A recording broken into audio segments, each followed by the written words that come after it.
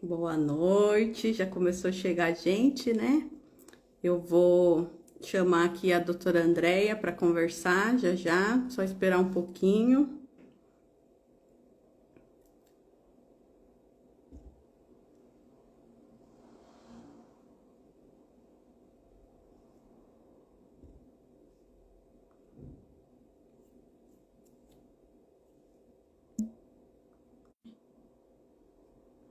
Gente, a primeira live que eu faço, não sei muito bem, acho que é aqui, achei.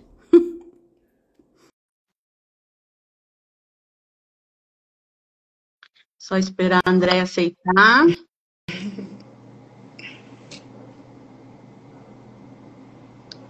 Boa noite, pessoal. Vamos esperar entrar mais um pouquinho, né?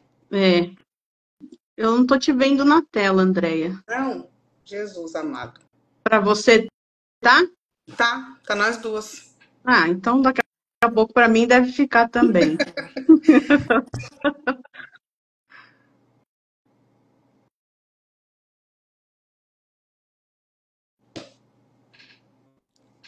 Bom, boa noite. Nós vamos falar hoje sobre o segredo, né, para evitar imprevistos na hora da documentação, na documentação do imóvel na hora da venda.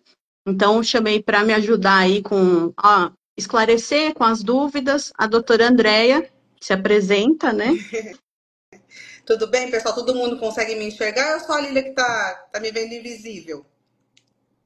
É, eu não tô te vendo. Não? Senão a gente sai e volta de novo. Alguém consegue sinalizar aí? Que consegue me ver, me enxergar? Tá ok? O Ivan falou que tá ok, a Karina também. Ah, Bora lá, então tá então. bom. Eu que não tô vendo só. Então tá bom. Meu nome é Andréia, né? Eu sou advogada desde 2001. Eu sou inscrita aqui na OAB, na seccional do Tatuapé, e eu tenho algumas especializações na área de direito imobiliário, né? E venho me dedicando a esse ramo desde então. Para quem ainda não me conhece, eu diria que eu sou uma pessoa que sempre busca aprimorar conhecimento, né? Eu gosto de vivenciar desafios porque é através deles que a gente cria oportunidades de crescimento, de aprendizado e superação. Eu não sou perfeita, não, longe disso, né? E aí, partindo desse ponto, nós resolvemos fazer essa live, né? Até mesmo para desmistificar a figura do advogado em uma transação imobiliária. Porque a gente percebe através dos colegas de profissão que quando eles pegam uma proposta, que vão tratar uma proposta, e o cliente fala, eu tenho um advogado para ajudar, e todo mundo faz, lá vem, né? Vai começar a atrapalhar, vai começar a trazer entraves para negociação, e na verdade não é esse intuito. Então eu estou aqui mais para desmistificar essa figura do advogado que atrapalha. A gente não quer atrapalhar ninguém, né? E eu acredito que assim como os médicos que têm suas áreas específicas de atendimento, os advogados também têm, né? Então, assim, você não vai se consultar com um problema cardíaco no ortopedista. Então, eu acredito que quando você vai fazer uma negociação, que você vá vender ou comprar um imóvel, que você esteja bem assessorado por um profissional da área, por um advogado. Né? Então, partindo desse princípio, a gente acabou ter muitas conversas, né, Lília? Muitos Isso. assuntos, muitos E muitas atendimentos. dúvidas dos corretores também, né? Com questão à documentação. Então, a gente decidiu fazer essa live aí para esclarecer, né? Então, partindo desse princípio, dessas dúvidas que a gente sempre tem, a gente falou, vamos fazer uma live para eles evitarem imprevistos, né? Porque às vezes faz visita um monte de imóvel, leva o cliente para ver 20, 10 imóveis, e aí quando o cliente gosta de um imóvel, se depara com uma documentação ruim, né? Porque não teve aquele cuidado antes. Então, a gente vai falar agora aqui de uma forma simplificada, de uma forma mais objetiva para trazer um pouco de lucidez. E aí a Lília abriu uma caixinha de perguntas nessa Isso. semana, né, Lília? Eu, E eu vamos abri ver o uma que, que uma ela tem caixinha de aí. pergunta. Eu abri uma caixinha de perguntas essa semana e algumas pessoas, alguns corretores foram colocando perguntas. E a primeira pergunta, assim, campeã, foi como identificar que um imóvel está apto para ser vendido? Entendi. Então vamos lá. O primeiro passo é identificar com o vendedor que tipo de documento ele tem para vender o imóvel, né? Vendedor, tirei uma proposta no seu imóvel, me dá a documentação. Então, no momento da captação. Porque ali no momento da captação você já consegue saber se o imóvel tem algum problema ou não, e a gente já consegue, às vezes, até sanar esse problema muito antes dos corretores começarem a fazer uma visita, né? Qual que é o documento principal, né? Podem ser o principal mesmo é a matrícula do imóvel. Eu peguei até um exemplo aqui, porque às vezes a gente fala assim para o cliente, me manda uma matrícula. Aí o cliente manda o contrato, ele manda um recibo de compra e venda, ele manda tudo, menos a matrícula. E a matrícula é o mais importante, gente. Por quê? Vou até colocar aqui para vocês darem uma olhadinha. O que é uma matrícula, né?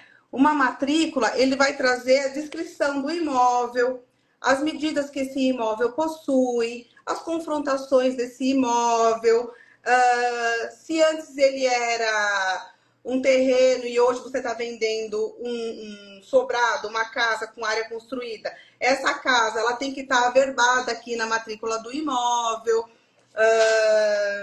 Traz o número do contribuinte, ela traz o antecessor e a forma como esse cliente adquiriu esse imóvel. Tá? Esse é o principal. Existem outros? Sim, existem outros documentos, né? Às vezes o cliente ele tem uma escritura do imóvel. Meu cliente tem escritura. Tá registrada? Não. Ele tem um contrato de compra e venda. Ele tem uma carta de adjudicação que ela arrematou esse imóvel no leilão. Então, assim, tudo aquilo que o corretor for vender que não esteja registrado na matrícula do imóvel, ele está vendendo posse, né? Ele não está vendendo a propriedade, ele está vendendo posse. Então, quando se fala de contrato de compra e venda, quando se fala de carta de arrematação de imóvel em leilão, quando se fala de um formal de partilha, que o imóvel foi inventariado, que você, né, eu sou herdeira e não registrei, eu estou vendendo posse. A partir do momento que eu registro essa informação na matrícula do imóvel, aí eu estou vendendo propriedade. Então, sim, a matrícula é o principal documento do imóvel, né? E há de se atentar também, né, Lília? Porque a gente está falando, a gente fala muitas vezes de compra à vista e você faz bastante financiamento, né? Então, às vezes, o corretor pega uma proposta e o cliente não tem a documentação do imóvel regularizada, né? Muitas vezes. O banco ele vai fazer essa análise.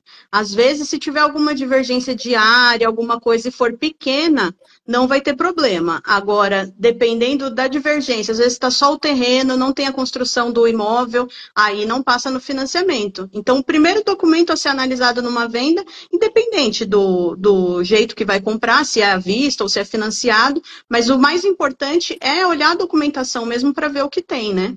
Entende? Não, sim, sim. E assim, principalmente, né, se deparar, dá uma olhadinha se o IPTU, se a área que está lançada no IPTU corresponde à área que está averbada na matrícula, registrada na matrícula do imóvel, né? E tem tantas outras averbações que tem que se fazer para ver se realmente aquela pessoa que está vendendo realmente é a pessoa de fato, né, e de direito. Chegou mais coisas?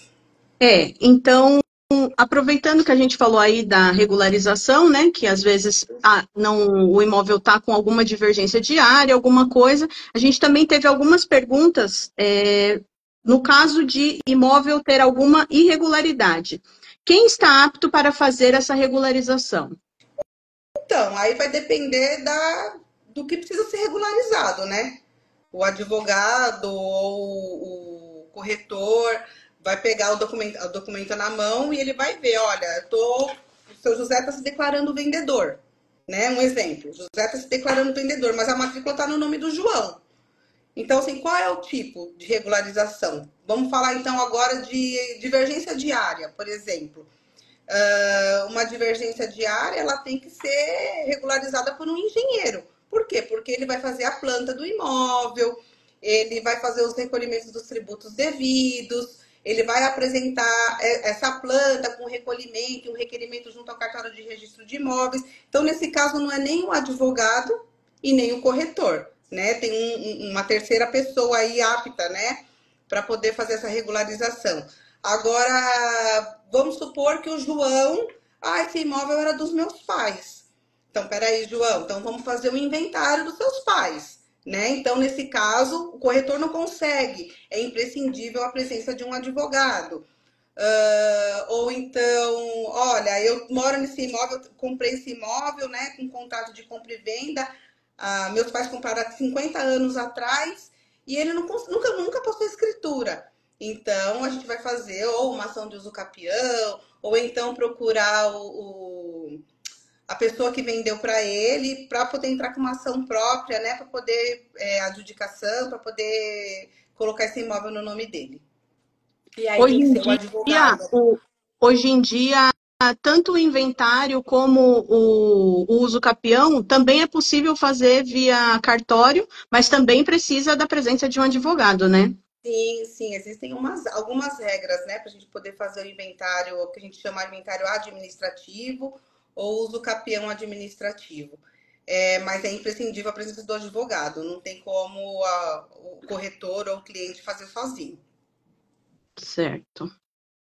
Bom, a terceira pergunta, que a gente recebeu bastante pergunta falando mais ou menos isso, além da documentação do imóvel, o que mais é necessário se atentar para a segurança de um negócio?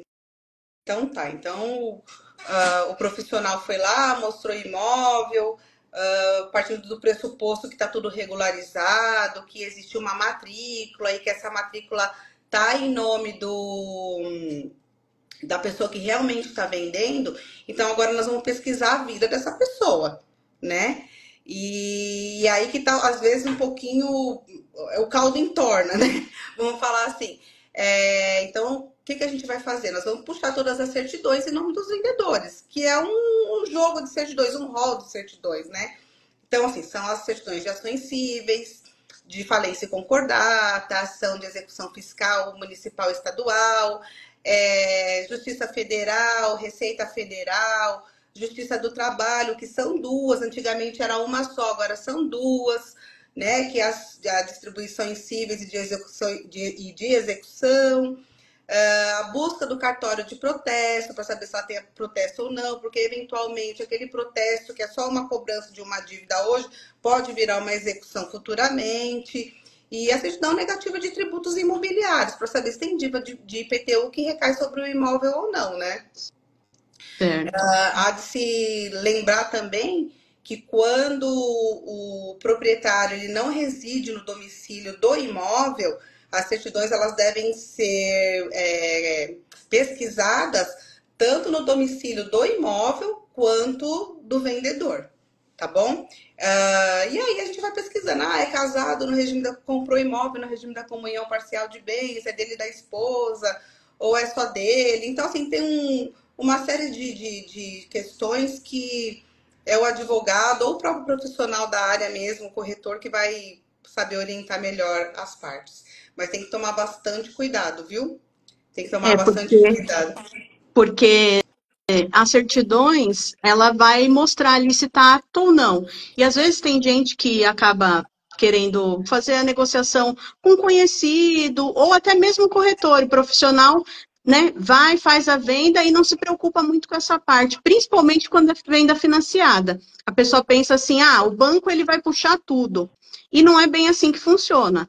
A gente sabe que a Caixa Econômica é um banco um pouco mais rigoroso, então a Caixa ela vai um pouco mais a fundo, algumas coisas não passam pela Caixa, mas os bancos particulares mesmo, por exemplo, agora eles têm uma cláusula no contrato falando que o comprador se compromete a fazer essas pesquisas e ele é solidário ao vendedor. Então, se tiver algum tipo de problema, futuramente o banco se isenta, ele não se responsabiliza por isso.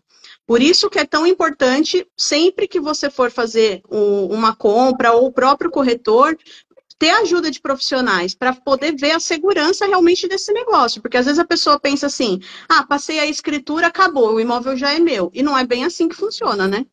Não, não é assim, ó. Tem uma coisa muito importante a se frisar, né? Antigamente, você fazia os contratos, dava um prazo para a pessoa apresentar as certidões, porque não existia o processo eletrônico, né? Hoje, como a maioria dos processos são eletrônicos, o advogado, ele consegue, né, já pesquisar essas ações, já pesquisar esses processos, porque assim, todo advogado ele tem um token, né? E aí, quando o processo não corre em segredo de justiça, a gente consegue acessar.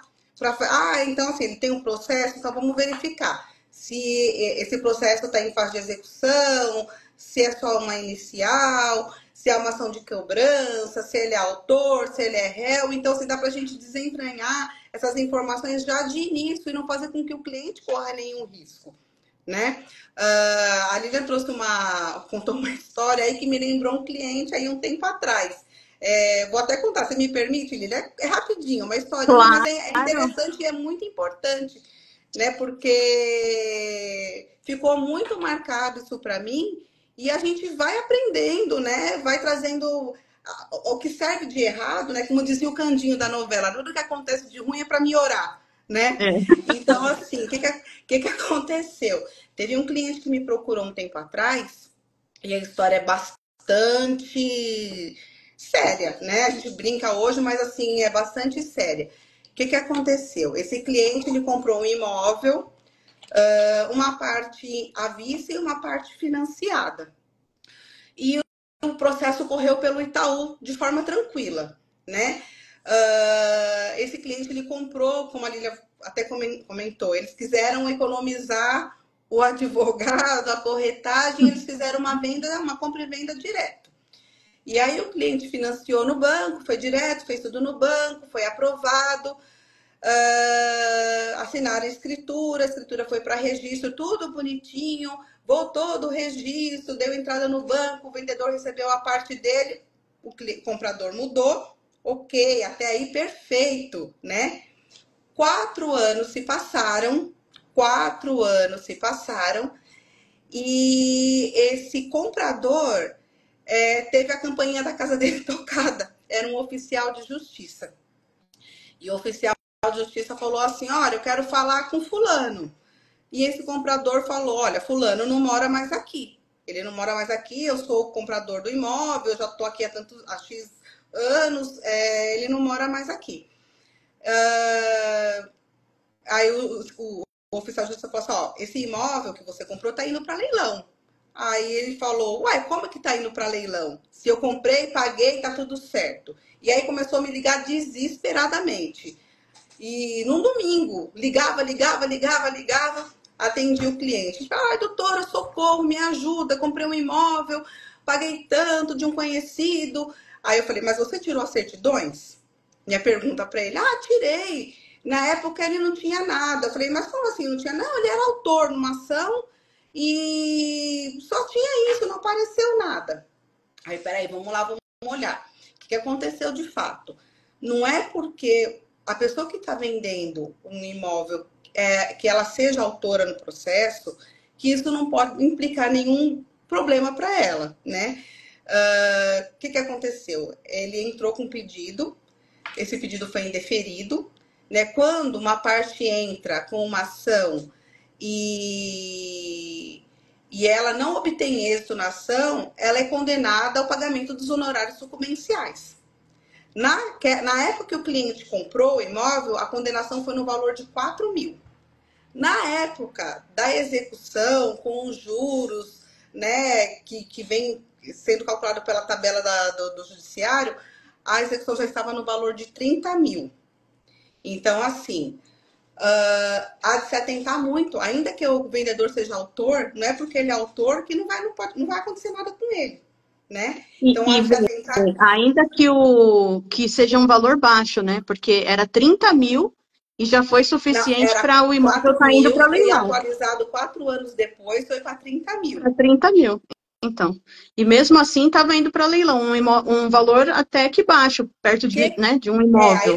nós vamos olhar o processo. O que o juiz considerou? O juiz considerou que no momento da venda, sabendo o autor da ação que ele tinha sido condenado, que ele cometeu fraude ao credor, né? Uhum. E aí o juiz pediu para anular a venda, cancelou a venda, foi registrado na matrícula do imóvel e penhorou o imóvel a favor do credor. Então, assim, olha que enrosco que esse cliente meu teve que vivenciar. Por quê?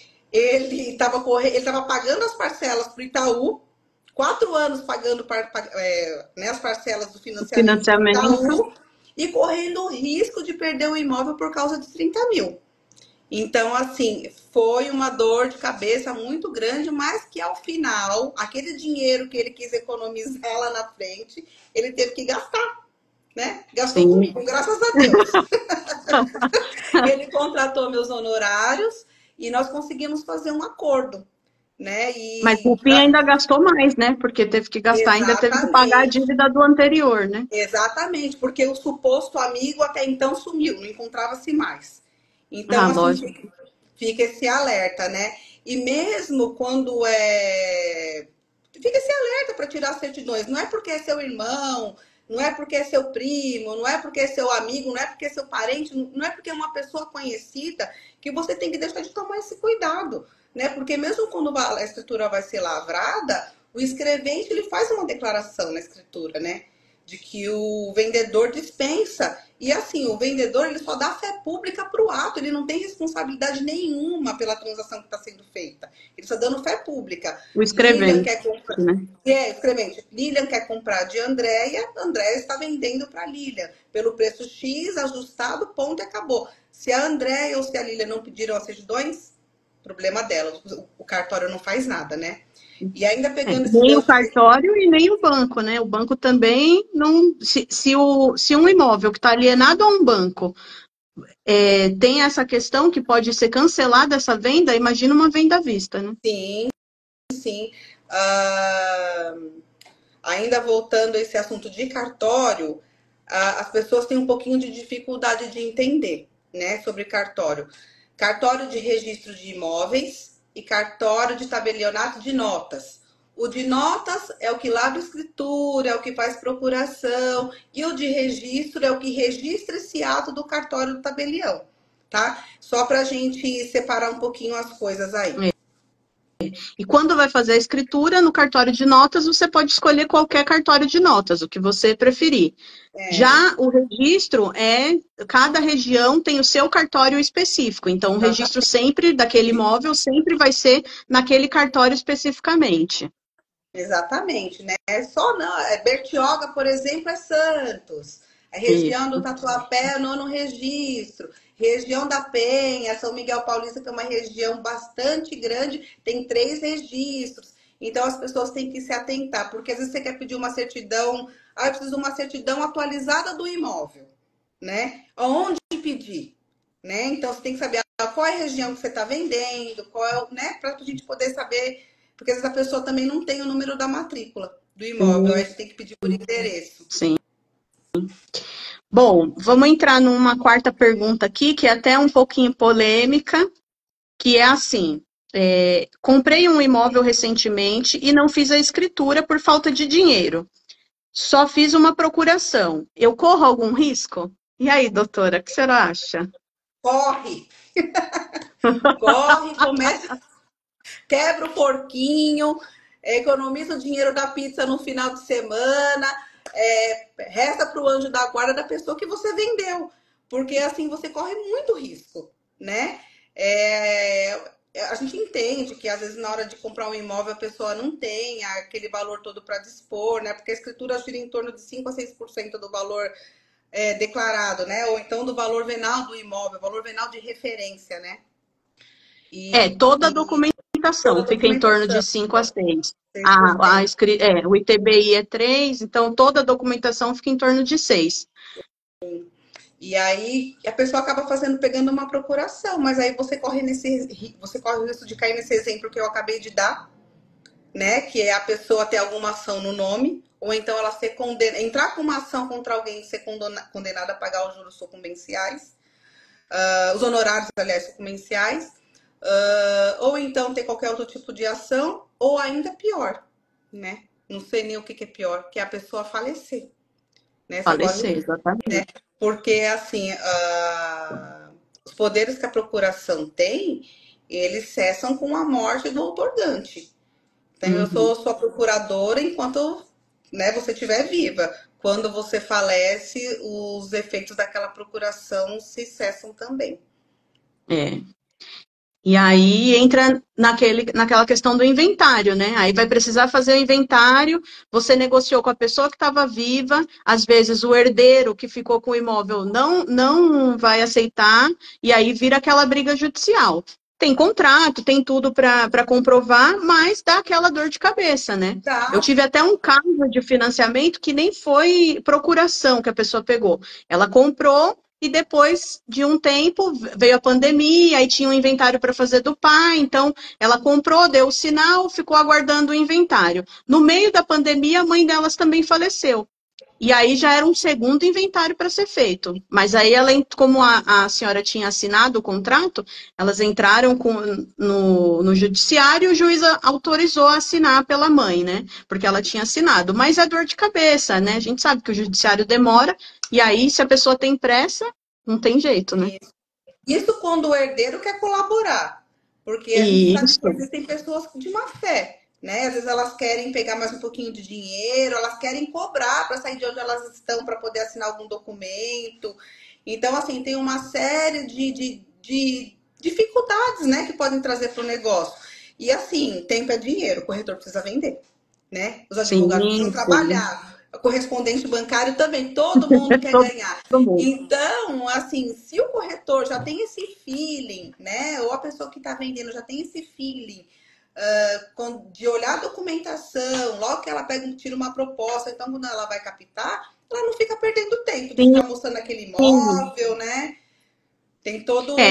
que eu sempre falo na questão até do financiamento. Às vezes tem corretor que sai correndo com o cliente, nem viu se o cliente tem perfil, se o cliente consegue comprar, e já sai correndo para mostrar imóvel. O cliente gosta, faz a proposta, aí que vai se preocupar com o financiamento. Aí não frustra o vendedor, o comprador e o corretor. Então tem que fazer a venda, ela precisa dessas etapas.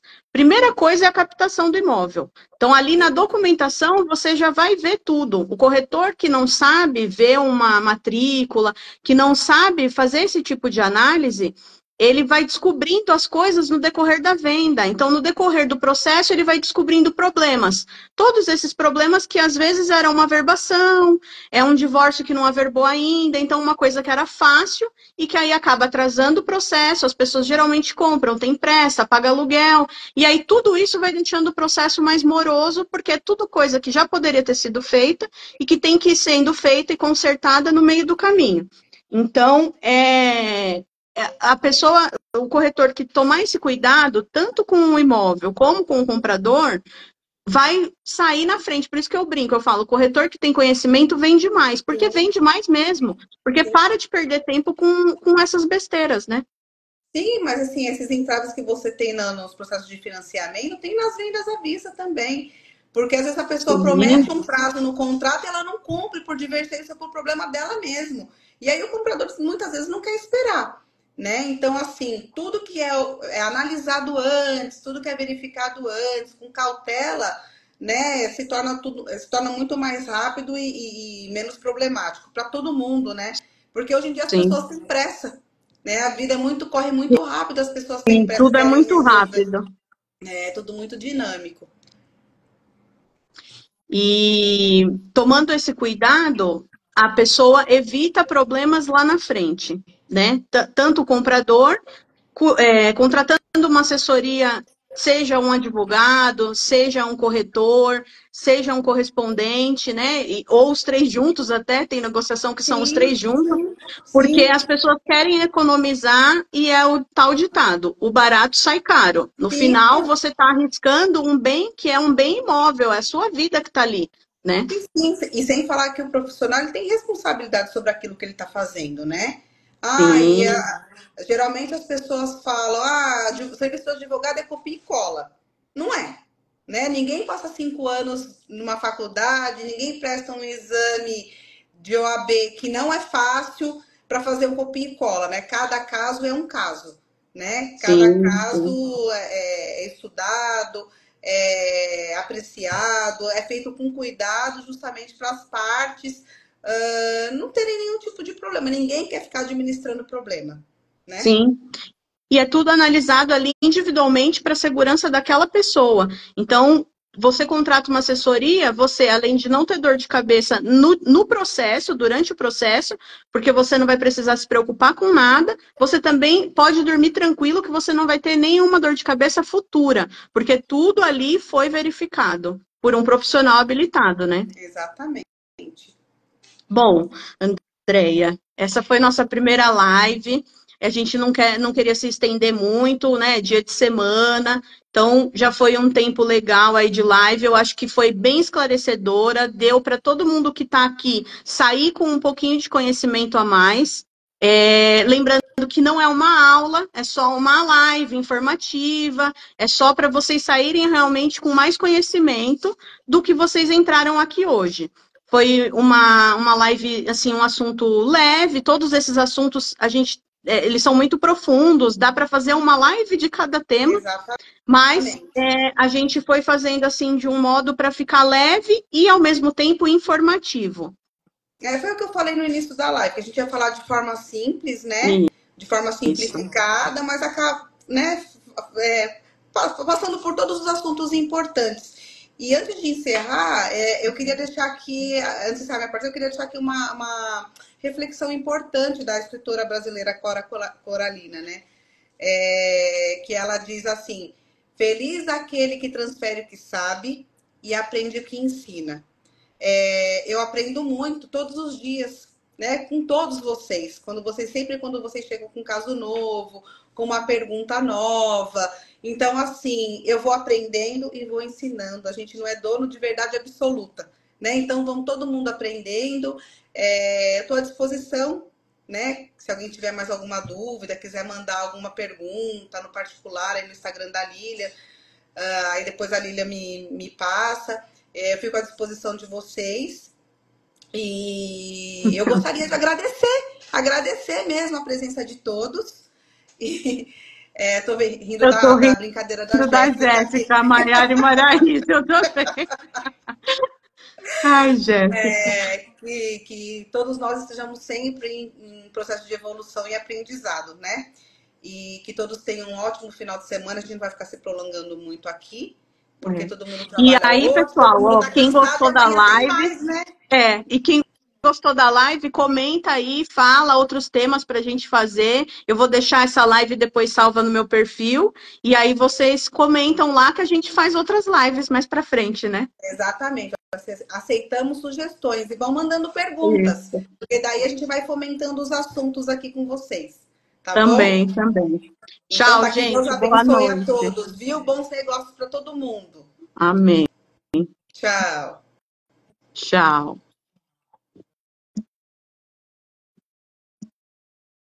Gente.